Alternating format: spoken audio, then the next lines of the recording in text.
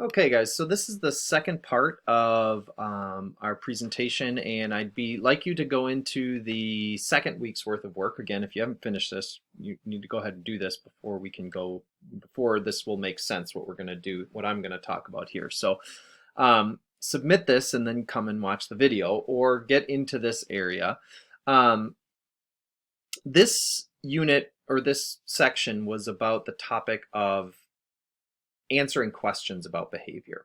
So one of the things that I asked you to not do when you write ethograms, and actually I should have reviewed this in the last video, one thing you should never include is assumptions. So you shouldn't talk about how the animals are playing or they're fighting or any of those kinds of things. That's an assumption. Instead, you should describe what they're doing with their body that makes you believe that they're playing or so on.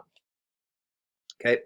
Now, that doesn't mean we don't get to think about why an animal does the behavior. That's just a different part of your thought process of behaviors. So all behaviors, we begin by evaluating just what is the behavior, just describing it, where it happens, where we can see it. That's an ethogram. Then we can start asking questions. And I'm going to ask that you learn how to ask these questions in a structured way. So not that you can just ask any question, but that you can ask appropriate questions and that you can evaluate when an answer is appropriate. So we started off and there were notes on topic, and they looked something like this. And everybody that turned this in and did all of the work earned credit for it. So if you got a 4 on this, it doesn't necessarily mean your answers were appropriate. It just means that you did it, right? Which is great. I mean, I want you to do it, but I think some of you need to re-engage with it a little bit. So let's evaluate what's on here, right? Go back to this video and listen to it again where I talk about how we ask questions about behavior causes. I have the format here so that you know exactly how to write it out. I talk about where causes come and how to make predictions. And then I even give you an example. There's a little video, watch the video. I name the behavior that would come from an ethogram. I write the question using the format from up here. What is the cause of? And then I insert the name of the behavior, the category name, right? And then my predicted answer does these two things. It discusses the internal and the external causes of the behavior, right? I asked you to do this, a practice activity on this, right? So I asked you to watch this video of some seagulls, right? And I asked you to identify a behavior in there. Some of you tended to focus on the adult, others focused on the young, right? But you needed to name a behavior, right?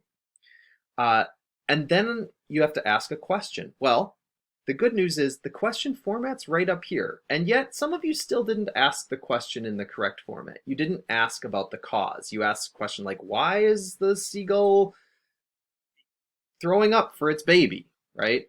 Instead of saying, what is the cause of pecking at the parent's beak or whatever, okay? So your question format, review that. Did you ask the question appropriately? You're going to have to do that as part of your assessment this week, and you're going to be evaluated on whether or not your question is written correctly. Did you ask it as a cause question? And then some of you struggled with your predicted answer. So your predicted answer is your best guess about what the answer to your question is. You don't have to know anything about seagulls. I'm not expecting you to be an expert on animals to do this. I'm expecting you to apply the strategies of how to answer a question about a cause. And those are described right here. You have to identify an internal cause and an external cause. That's it. I don't want you to write anything else. Now, some of you in this section were writing about how it's caused by them getting, they're trying to get food from their parent. But I want you to think for a second. Do they get the food before the behavior or after the behavior? And it's clear they get the food after the behavior is over. So the getting food can't be the result. I'm sorry, it can't be the cause. It's the result of the behavior. So if you're going to ask a question about the cause, you have to think about what comes before they get the food, right? Before they even peck. Now, you might say, well, they're hungry. Okay, great. That's an internal cause.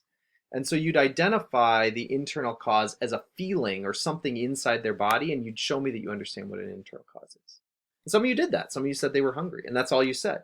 You didn't give me an external cause. So what could the external cause be, right? What might they be seeing in their environment that sets them off to peck at their parent's beak or to throw up, right?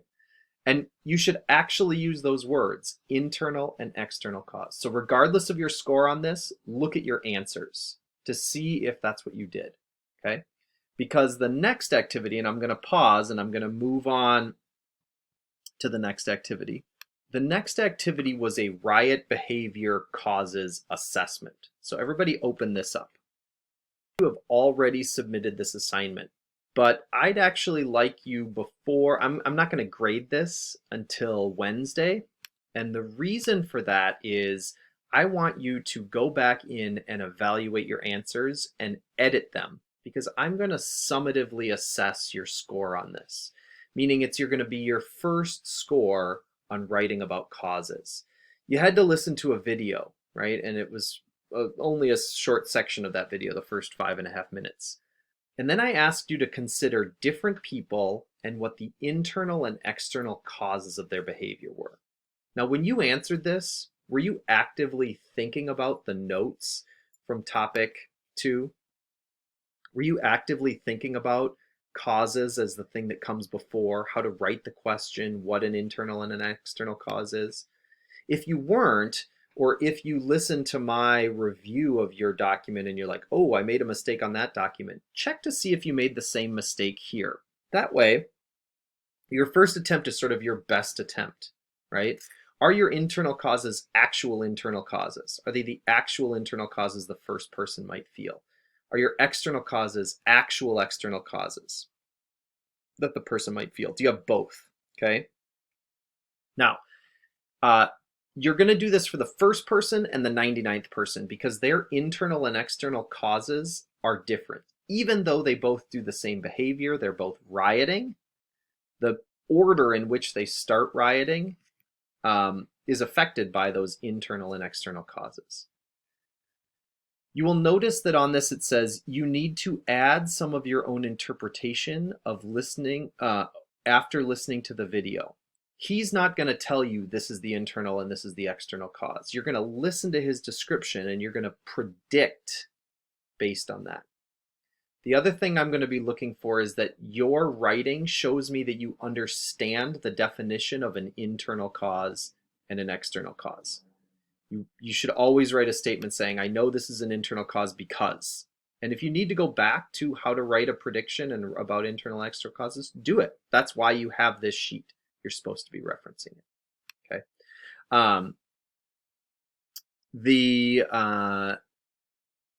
You're going to do that for the 99th person, and then you're going to tell me which person you believe is more internally motivated. And again, I'm going to look to see that you understand what it means to be internally motivated by something, and which person. Some people are more, or some behaviors are more internally motivated, some are more externally motivated. There's always both motivations, but some are more internal, some are more external. Okay. And you're going to show me that you understand the differences between them. All right. Let me know if you have questions. Come visit me during office hours or message me on Schoology. Thanks, guys.